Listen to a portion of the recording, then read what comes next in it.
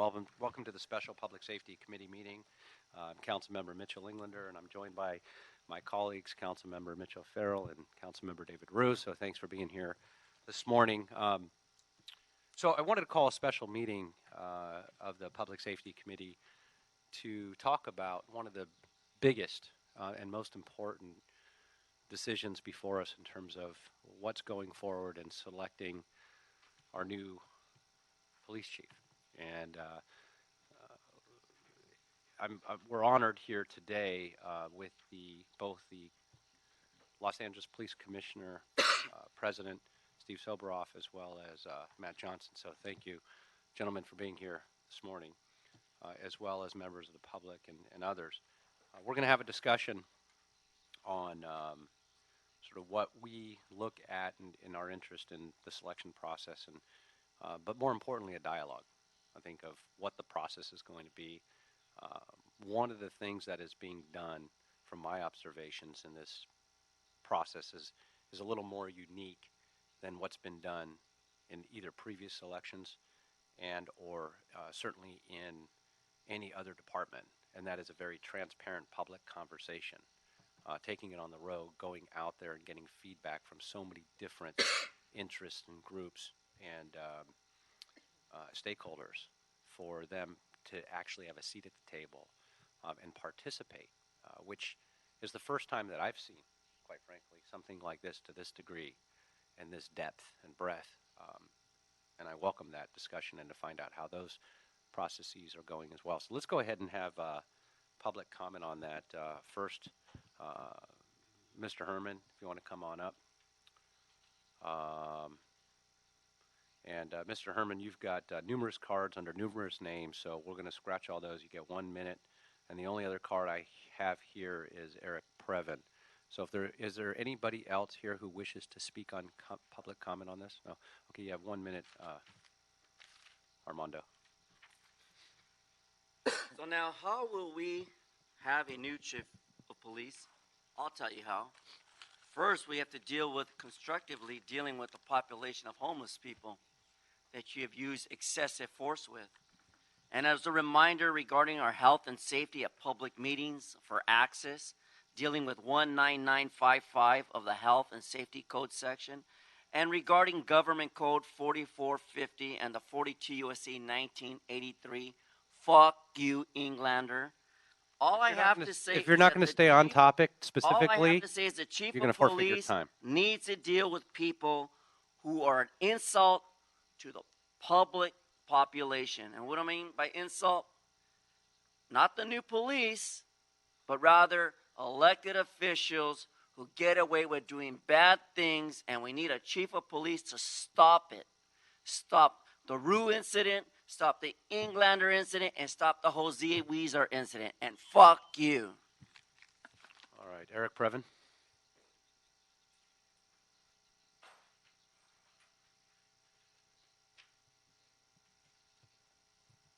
Thank you. Good morning. It's Eric Previn from Studio City. I think that this is a very important mission to replace Chief Beck, and obviously measure of gratitude for the chief outgoing. I'm concerned that it's a very hard job, and you think about underdog coaches, because this is really about leadership. And the guy who went up against Belichick for the Eagles is a kind of an example of a character who just decided to be the leader. And whether it's Gramala or you find someone better to take over, I just think that the values in which the rank and file cops are allowed to self-criticize in a way that's meaningful, because $40 million of retaliation lawsuits against LAPD over the last X years is intolerable. And we need to know that cops can be honest and stand up and do the right thing, because they want to. They all want to. And excuse me 1 second. You're just interrupted. Herman, I said if you interrupt this meeting, you're out. So you're out. Thank you very much. Sergeants, please escort him out. If you're going to continue to disrupt this meeting, you're out. Okay? You know the rules. See you later. Thank you, Armando. You're continuing to disrupt this meeting. Sergeants, escort him out. Thank you. Thank you very much. Continuing to disrupt the meeting. Thank you very much. Thank you, Armando. If he's disrupting the meeting in the hall as well, escort him to the elevator and show him down. Thank you. All right, Mr. Previn, we'll give you another 30 seconds. Okay. So the other 30 seconds, I would just say how to make the process maximally effective for the public would be to have public hearings and to interview the candidates. And I know that that will happen probably. And, you know, this kind of a meeting, last minute upstairs on the 20th floor, is not my kind of thing because it's very hard to get here for ordinary Angelinos. Now, I know you do that because it's a committee and then it goes to council, but you ought to open the roll at council to hear from the many Angelinos who want to weigh in on this. And I think Okay, that LAPD that'll conclude your time. Thanks for being here this morning. Appreciate it. All right, that concludes general public comments. We'll go ahead and close general public comment. If we can ask the commissioners to please come on up. Morning. Morning. Morning. Thank you both for being here. Truly appreciate it. You know, this is unique, in fact, to actually not just have you here for committee on any matter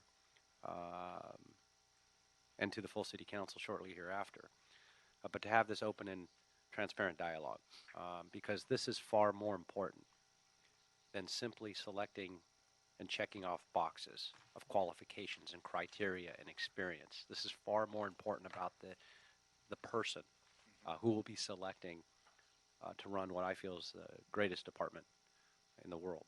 And with that, one of the most important, not only on selection, but moving forward, because so much has transpired over the last several years and put the department on track, I believe, and maintaining that momentum.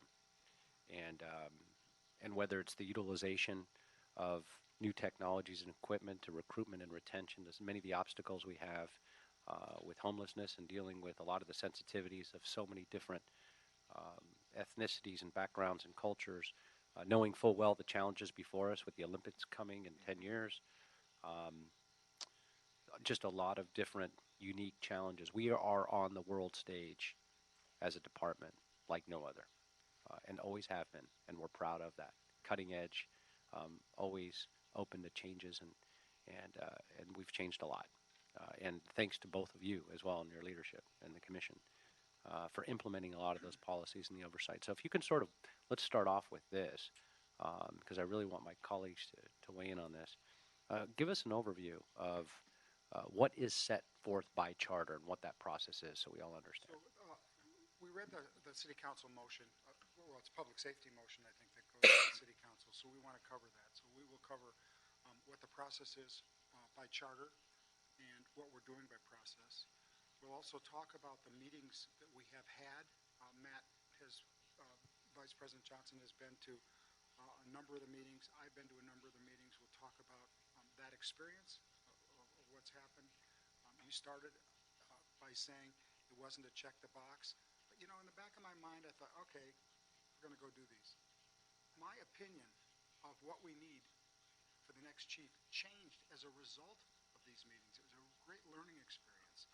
So we also wanted, in the motion, it asked for what the plan is, how we're distributing the brochure. This one's a little wet from the ink, but the new brochure, which I'll leave with you, how it's being distributed, what our recruitment process is for the chief. But we wanted to, collectively, we wanted to add one more thing to the agenda, if it's possible, and that is we'd like to hear from you.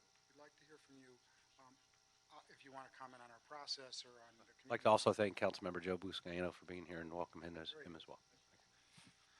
We're interested in what the same question. What are you looking for in the next chief? What's different about what's different about 2018 than it was in 2010 and when it was before Bill Bratton? What are the characteristics, etc.? Those are the questions that we ask the public. Now we're going in almost to a new phase because Matt and I have a responsibility, which we'll talk about, to narrow down the number of specific applicants to those who will be interviewed by the full commission. What do you think we should ask them?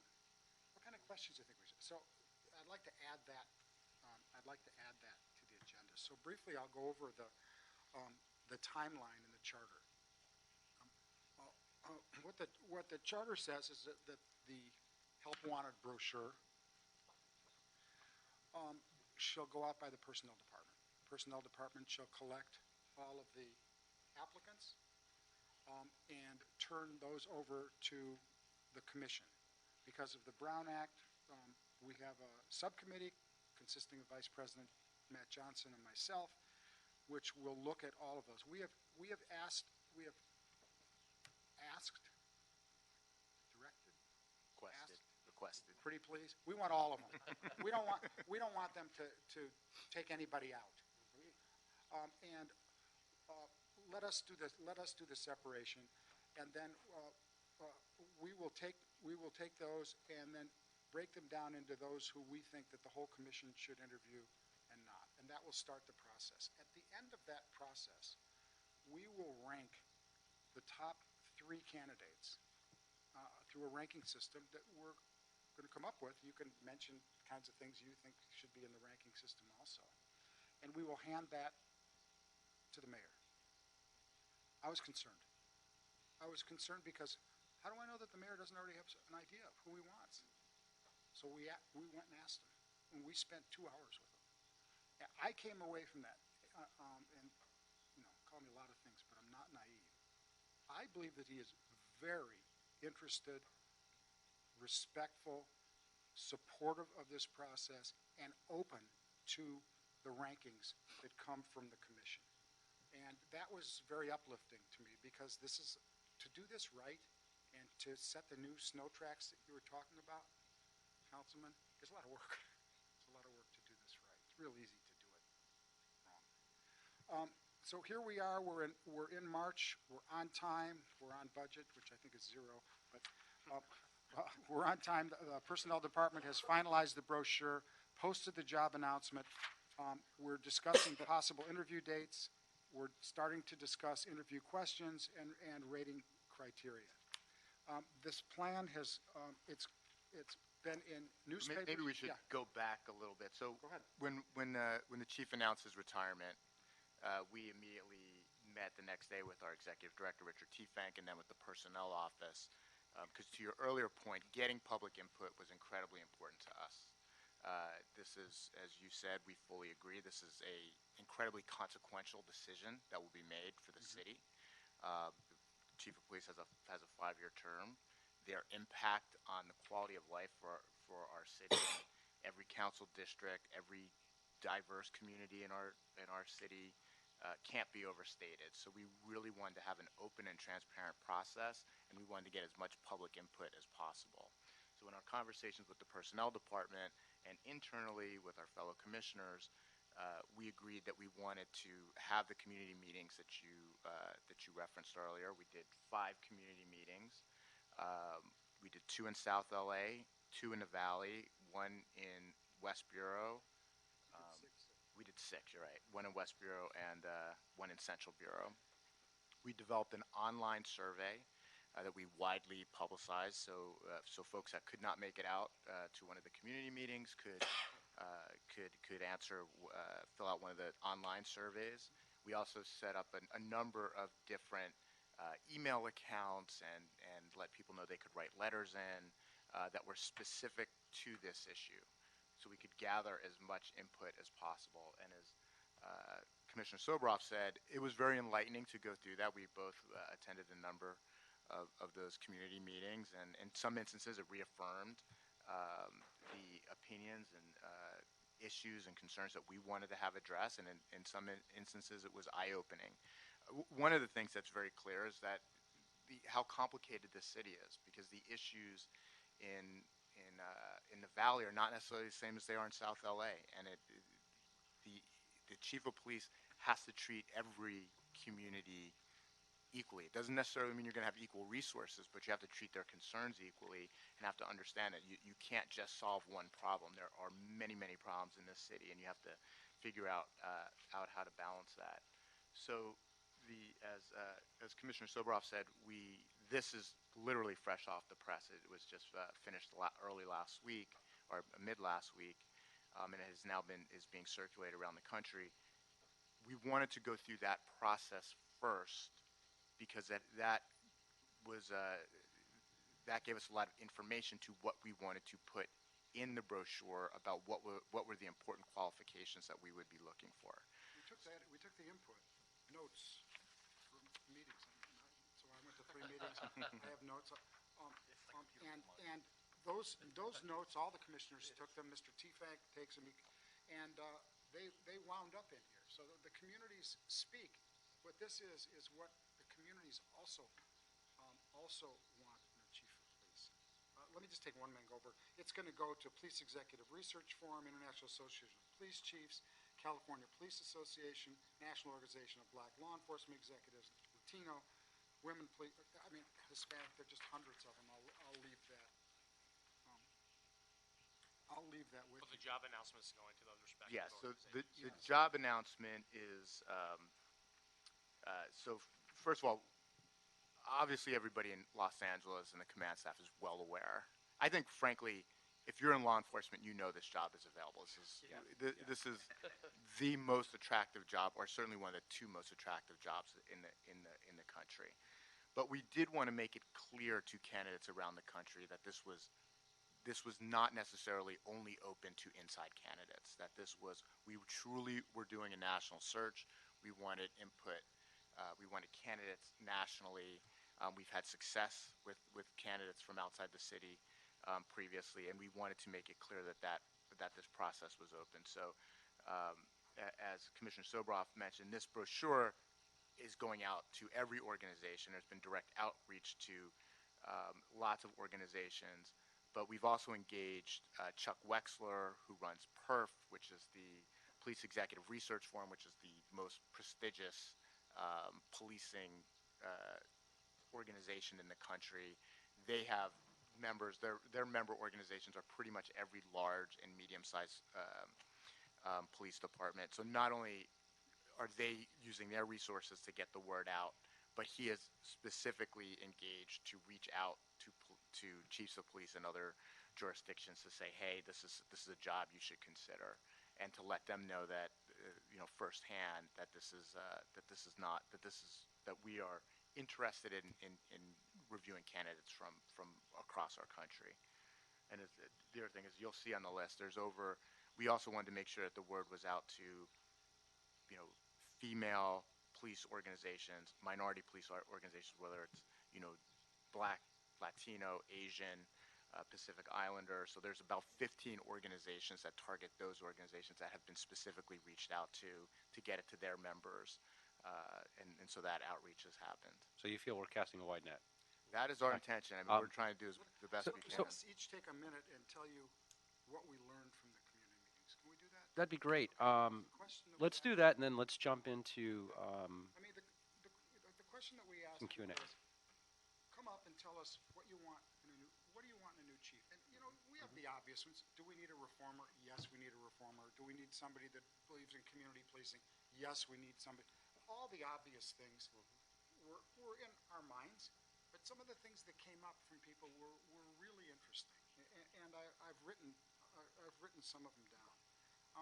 I want a chief that's not going to ride in the car during a parade. He's going to get out. He or she's going to get out and press the flesh during a parade. I want a chief that has experience in all levels of LAPD, not just one level. I want somebody that has broad. I want a chief that motivates through positive reinforcement and is a disciplinarian that creates morale. I want an innovative chief that works well with public-private partnerships. I want a chief that cares about every community. I want a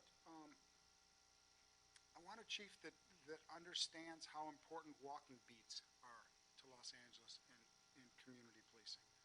I want a chief who's proactive in prevention. I want a chief who will say, I'm sorry. I want a chief who will take responsibility for mistakes. I want a chief that encourages everyone to examine their own personal implicit biases and not just say, well, I don't have any.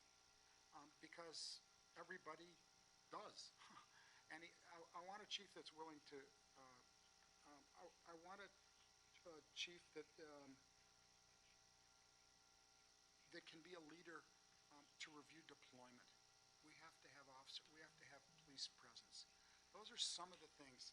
I have, dozens of pages of these notes, but you can see where people are coming. I want a chief that loves me. I mean, these are the kinds of things that say. Did any stick out to you? I think that one was yours, Steve. It was a guy by the name of Isaac Bryant, a student at UCLA. I think Steve covered most of the things. I mean, obviously, a lot of people raise the concern of homelessness, mental illness, Right. drug addiction in our city, and wanting to understanding that we need to have new solutions and new approaches to those issues. Leadership is incredibly important. I mean, that we get a lot of comments, especially in South LA, of the importance of the CSP program, and people say we really want that to continue. And it's funny because everybody's a fan of that program, but not everyone was a fan of that program when it started. And what you need is a chief that has the backbone to do those types of programs when they're not popular, knowing that in 2 years that everybody's going to be embracing it. So that type of leadership and the accountability piece is also very important. Well, I got one more thing. I want a chief who cares about cops. I want a chief who can communicate, media savvy chief. I want a chief that can communicate with the mayor, communicate with the council, those are his bosses, communicate with the commission, and communicate with the citizens. Communication is a big thing. Right. I think we're going to hit some of those actually in a second. I'd like to first turn it over to Councilmember Rue. Mind if you take notes?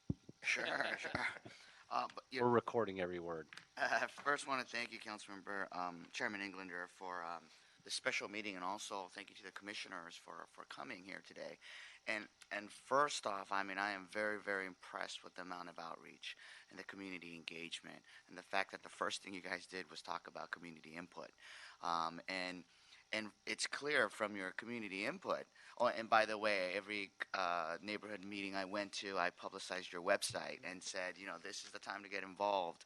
And if you can't come to the meeting, so you could just go onto the website and put in your input. And we encouraged everyone to do so, because I got to tell you, the number, it's a tie for the number one issue whenever I go to any homeowners association meeting or any neighborhood council meeting is crime as well as homelessness. Mm-hmm. And in many cases they equate the two when they shouldn't, but those two are the top two that always comes to mind, and that's why I tell them this is your opportunity. Councilman, we're not finished, so Yeah. I hope you'll keep doing that. I'm going to Sherman Oaks Homeowners Association, doing LA5 Rotary, etc. We're out there all the time continuing this on. We will right up until the time we start doing the interview. So we appreciate it. No, and I so appreciate that as well. And the fact that you're so transparent, you're so comprehensive that we have a great wealth of candidates on the bench. Chief Beck has done a tremendous job. And internally, there are several. There are there are many who are very strong internally. But the fact that you haven't rested your laurels there and you decided to even expand the pool even more, I'm very excited with the process. And all from the community input that you received to date, it's clear. You asked, you wanted our input. You pretty much covered everything I was going to say from the community. But, since you're here, I will say a few. First and foremost, more officers, more patrols, basic cars. I really thank Chief Beck in the past couple of months where he augmented every police station with police officers. And I got to tell you, that went tremendous throughout the communities. And it also helps because no amount of police officers that we have is going to, unless we have a patrol car in front of every house, it's not going to resolve all the issues. And this is where it helps with that dialogue, saying we need your help. We need neighborhood watches. We need you to get involved. But it helps the fact that we're doing our share. Of course, increased community engagement and community policing. And Chief Beck has done a remarkable job on that as well, working with our communities. And I want to see that kind of community collaboration and mutual respect continue to grow in whoever follows in his footsteps. One thing I know... No, it's his footsteps. Okay. And I know this was probably brought up, but you didn't mention it, but commitment to immigrant communities and to work with them and to make sure to ensure their safety. And it's clear from your community input, homelessness. The work of our LAPD Hope teams is invaluable, and I have to give it to Chief Beck where he has committed for any social worker, only mental health, or any mental health worker that the Department of Mental Health puts up, he will put an officer to that. So, it's LAPD is the most robust in committing to this homeless crisis. So, and we need to continue that. And of course, someone who's both, of course, deeply rooted in the community, and who knows our department, but at the same time is very open to new ideas and policing in the modern era. So, the commission, I mean, you guys have a big task ahead of you, but I am more than assured, more than confident that you guys are going above and beyond, and it's great to hear this report. I look forward to the search, how the search evolves, and what candidates come forward. I mean, this is very exciting, and I think you guys are doing a spectacular job, and I really thank you. Thank you. Okay, thank you. Thank you, Mr. Chair. Thank you, gentlemen, for your work on this. I'm looking at this through the lens of a 36-year resident in Los Angeles, starting with, as a constituent, with Chief Gates, then Chief Williams, then Chief Parks, and then Bratton, and now, of course, Beck. Three of whom I've worked with directly, with Bernard Parks as my seatmate on the LA City Council, and then Chief Bratton from his very beginning of his terms, and then Chief Beck back when he was captain at Rampart and now Chief. And through those 36 years, just the sweep of Los Angeles history, the changes, the upheavals, you name it. And I think that the next chief needs to have a real understanding of the context of where LA has been and where we are and where we're likely headed.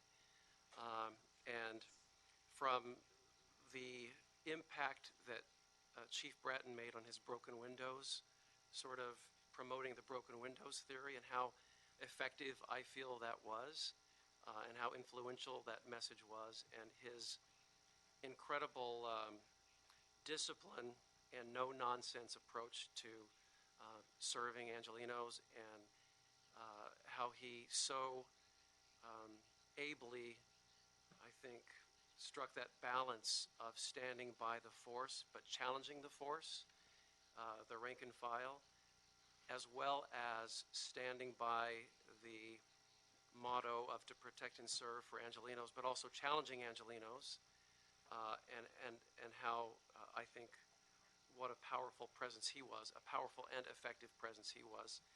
And then with Chief Beck, with his experience in understanding the LAPD, probably like no other really has, and how he was in the force through all of those years that I just described, and the incredible perspective he brings to the job, from a police officer rising through the ranks to captain, and taking over Rampart right after the scandal, and the I think his incredible perspective that he offers to policing.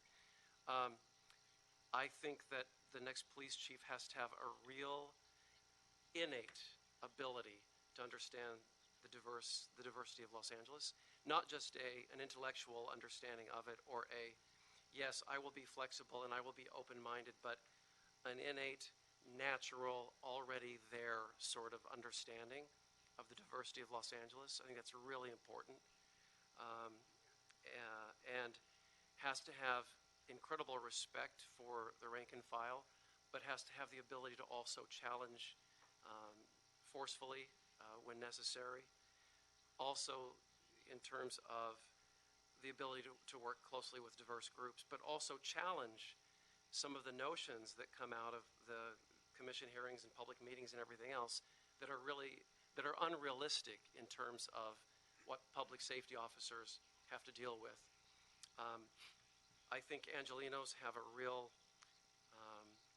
propensity to sometimes want to believe things are better than they really are when it's dangerous out there and crime gets committed and people hurt one another. We still have to keep in mind that lawlessness has to be managed, and we have to keep crime under control and not be compromising in that approach to bring crime down. I also want a chief that understands that we still have further to go to replace some of the decrepit stations that are still out there, like Hollywood, and we'll work with this council on the possibility of a new bond measure to effectuate facility improvements because we desperately need it out there.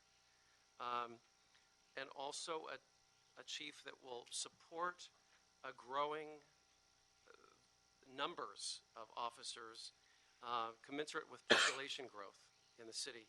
I think a 10,000 police force is way too small. I've felt that for a long, long time. So how are we going to come up with the resources to change that? And even with that, there are many fewer than 10,000 officers available at any given time because for the variety of reasons we've heard in this committee. So how do we build up the force to 12,000, 13,000, 14,000 officers? I think we desperately need to do that. As Los Angeles changes from a suburban existence to a more urban, dense existence, we're going to need to have a force that evolves with the built environment and the population growth that is happening. Those are important factors to me. Someone who really understands neighborhood-based community policing works. It's been very effective, and I would suggest that we need to ramp it up even further. I've seen firsthand in my neighborhood how that has reduced crime and made everyday people feel that they're more part of a solution. And law enforcement is much less abstract than it used to be 20 years ago because of that. And I would say that's the direction to keep heading. A police chief that will attend the clear task force meetings and the other meetings that neighborhood individuals attend. I think that's important. Someone to really be out there and be visible. So it's a lot to ask, but we've had some really good police chiefs, and I think that this next election will be really key at this time. Los Angeles is undergoing arguably the greatest amount of change it's ever undergone, and we don't often, I think, reflect back and realize that. But these are dynamic times, and we're going to need a chief that is going to be able to live up to the moment that we're in. Thank you. Thank you, Mr. Chair. I value the comments made by my colleagues on the committee, and thank you for Mitch for bringing our two commissioners here to explain to us the process of the selection. Really value also your comments and educating us on where we're at thus far. Many of my questions have already been answered. I too have, as a police officer within the LAPD, a blessed career. Went through 3 police chiefs myself. I was sitting in the police academy when Chief Willie Williams left. I saw the process with Chief Parks and also the selection process with Chief Beck. But let me say this, not once I was asked for any input. So my question is, what are we doing on the outreach? As much as I value the community input on what they want to see in their police chief, equally important is what our rank and file wants to see in their leader. Not only not to include, but also to include the civilian workforce as well. So what's the plan forward on getting to roll calls, getting to the police administration building, talking to our crime analysis on seeking their input as well? It's a good point. Let me tell you what we've done, and by you bringing it up, it in my mind, there are more things that we can do. Matt, you may know some things that I don't, but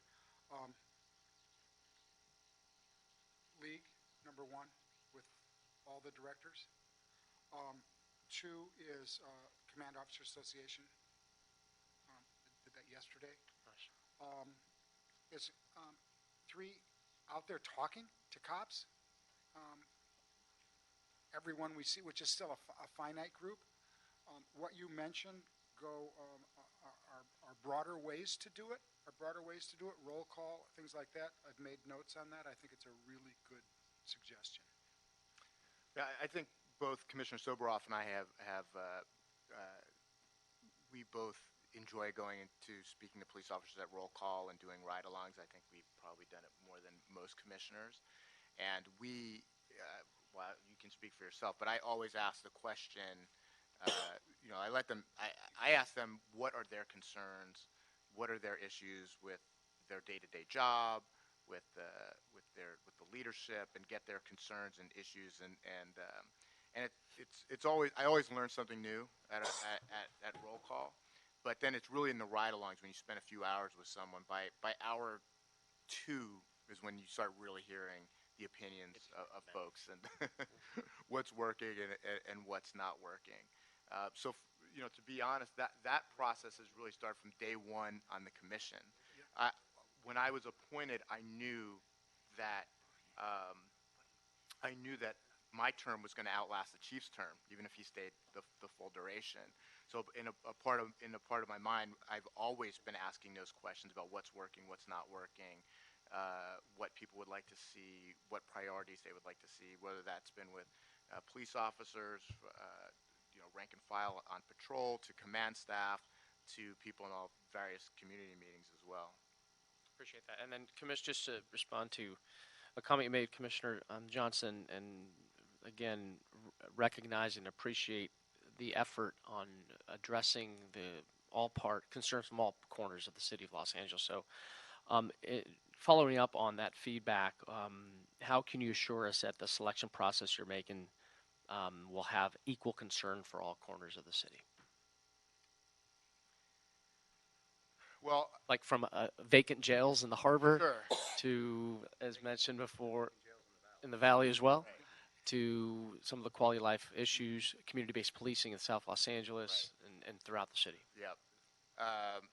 Look, I think that's a very good question, and I've spent time with you're going to Sherman Oaks Homeowners Association. I've been there. I've been in all corners of the city, and as Chief Beck says, the department can do anything.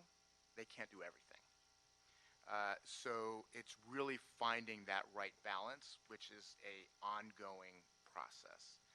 There's ongoing input that the commission has in that with the chief and the department, but ultimately the chief as the chief executive has to find a way to balance all of those competing interests. In our questioning of the chief in our interviews, there will certainly be a number of questions that are directed to that. And you, Councilmember Rue, brought up the immigrant communities.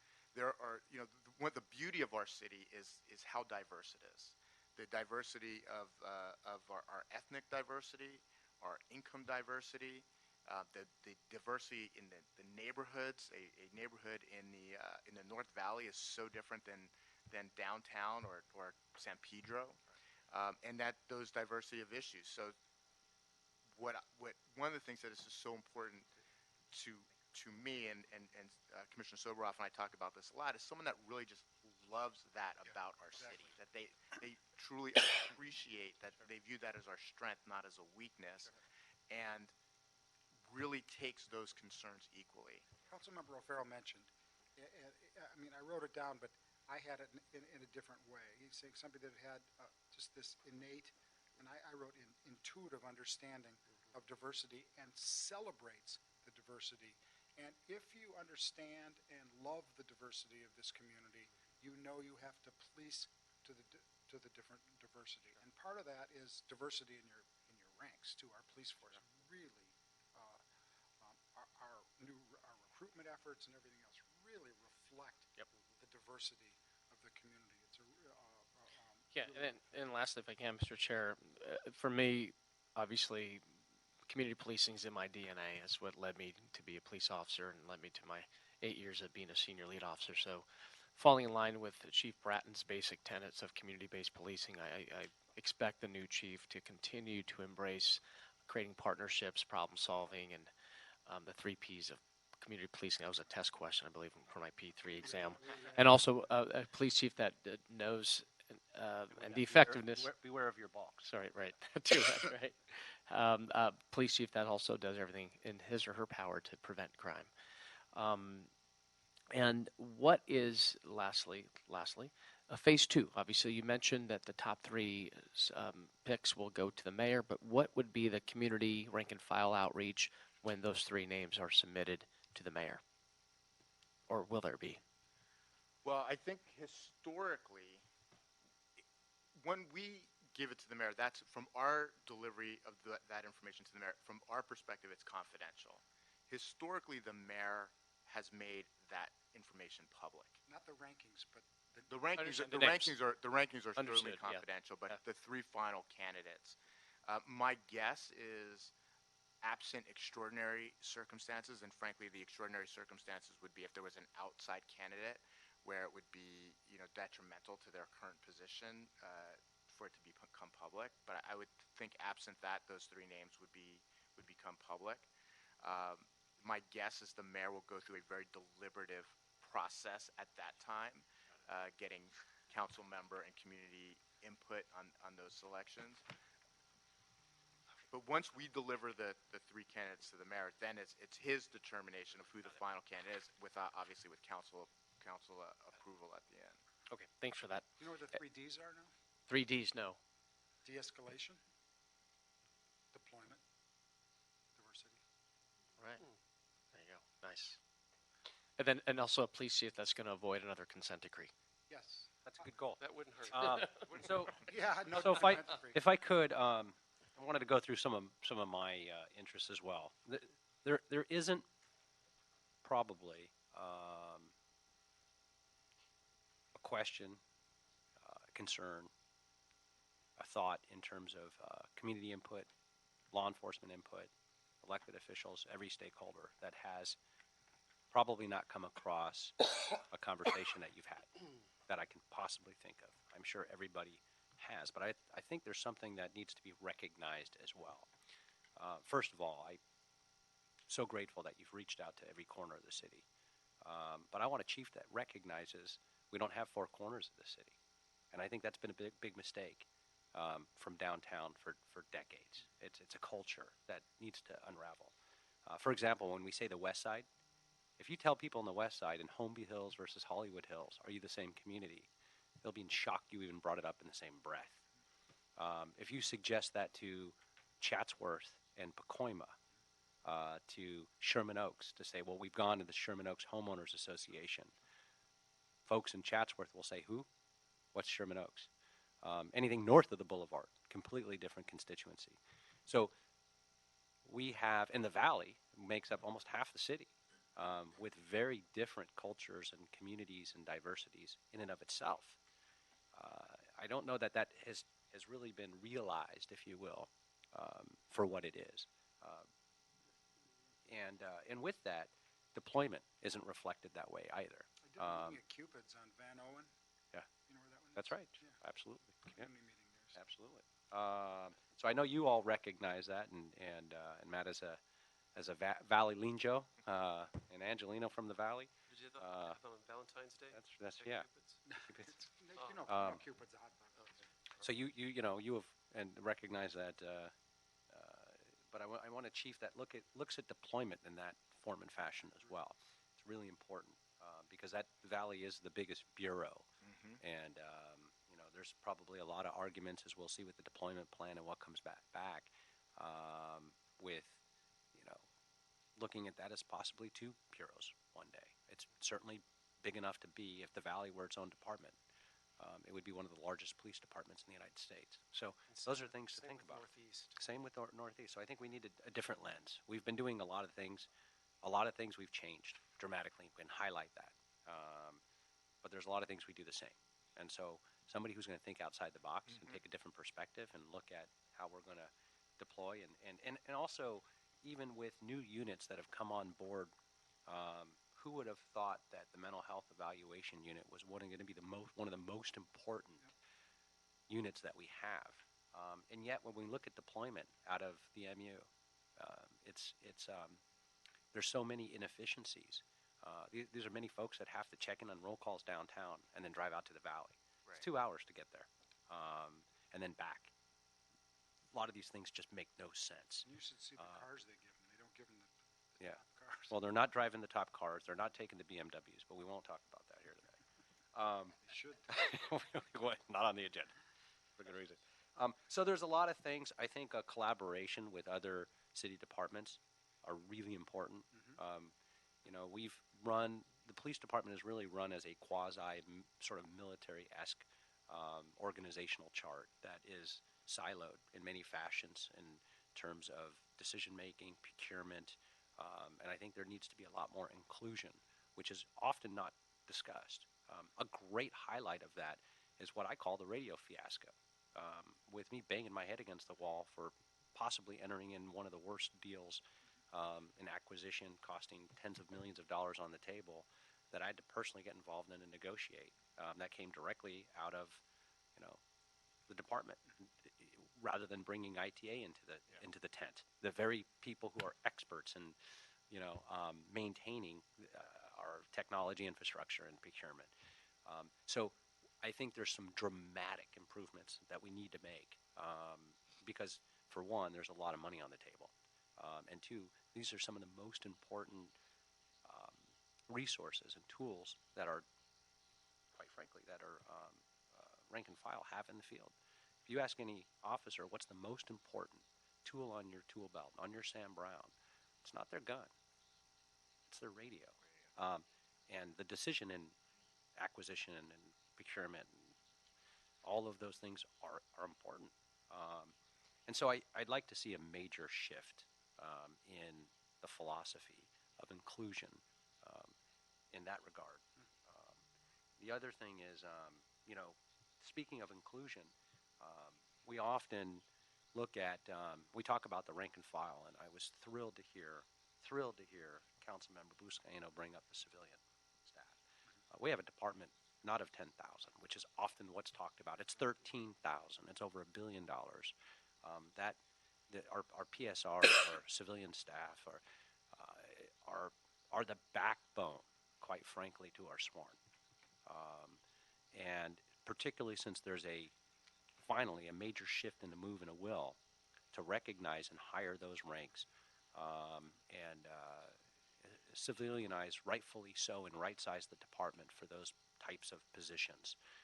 Even the league has come up full circle in recognizing how important our civilian staff, and I can't thank them enough, because we've been pounding that conversation for a number of years.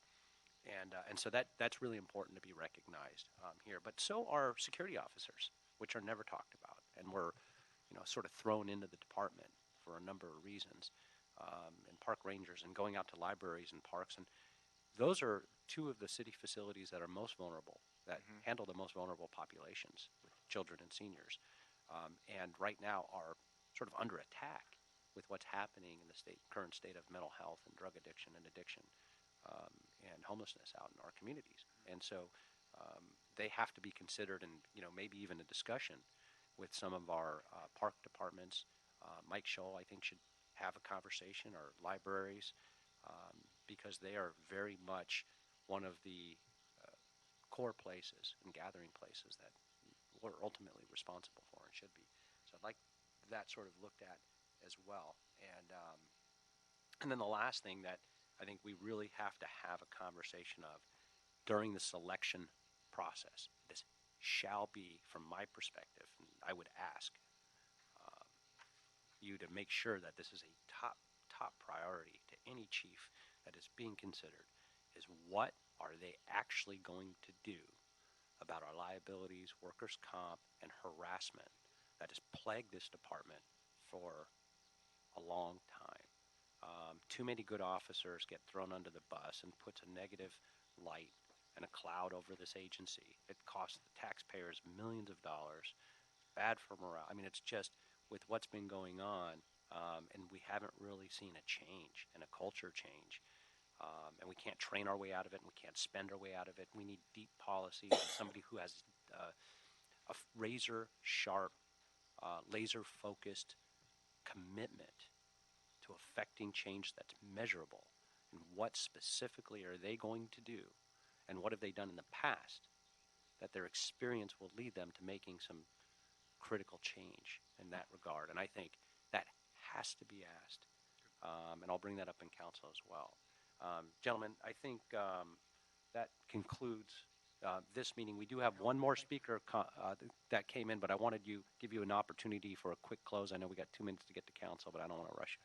And I can't thank you enough for being here. Just in the interest of full transparency, since this is what this is about. This conversation and this meeting and the one that's about to unfold in the full council was the idea of these two folks that are in front of us. Steve, you called me directly and said, you guys have to be part of this conversation. This has never been done. Matt and I have talked, and we want to be there to the Public Safety Committee, to the full City Council, to have this public conversation of what the council would like to see. This was your idea, and I really thank you both for that. I want to just summarize by saying that at the end of the day, we're going to have a new chief, a man or a woman that's going to be who we feel is the finest possible chief to lead Los Angeles in the future. And I don't believe that we'll find anyone that can meet all of these criteria. So we need two chiefs. We need a chief that's going to have a team that will implement and help. And that's going to be one of the questions that we're going to ask. Who are the people that are going to be supporting you? Who are you going to surround yourself with? And we need to be, I've been told this by a number of people, that even if the chief isn't, Mary Poppins, perfect in every way now, think about what that chief will be in a year or two. The chief's ability to learn, to take it in. Those are really important. And you've really validated a lot of the things and brought up some new important points for us. And it's really worth our time. Thank you. We'll keep Joe and Mitchell's name. I was going to ask you guys, are you sorry you... Sadly, I think we're both actually qualified to throw our hat in the ring. Did you say you aren't? Or we are. I believe we both Are are both are qualified. We meet the requirements. Okay. With that, John Bill, we have one more speaker card. Even though we closed public comment already, you came in after. We'll go ahead and take you as the last card that did come in. So, Can I leave this with you? Bill, if you want to come on in, yeah, if you can hand it to the clerk and pass it over. You have one for all of us, or oh, all right, fantastic. Thank you very much. We'll see you in council.